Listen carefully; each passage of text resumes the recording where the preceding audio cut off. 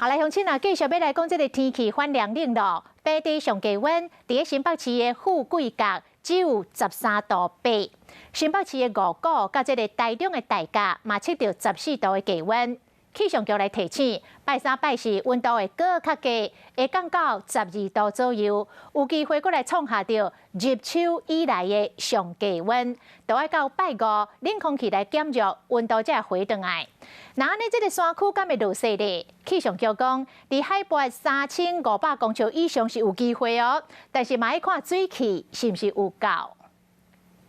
早顿来一碗鸡鱼米粉汤，穿外套，互开身躯拢真烧热。因为冷空气，天气变冷，今仔日透早平地上低温伫富贵角，敢若13度8。天气真冷，泡温泉上解热，有人自台中去庙里浸温泉，互业者生理变好。前阵子比起来，大概光一天它就会成长4、5成左右。泡温泉来温暖身体，气象局提醒，刷落来拢是大冷的天气。拜三拜四温度会阁降到12度，无排除创下日秋上低的纪录。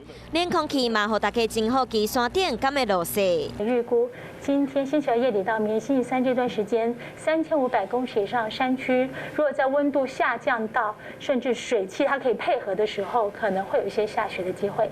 看起来，若是水汽有够，都有机会看到山顶落雪。拜五冷空气减弱，气温才会较回。这几天各地早暝温度会差真济，大家会记得穿较少的。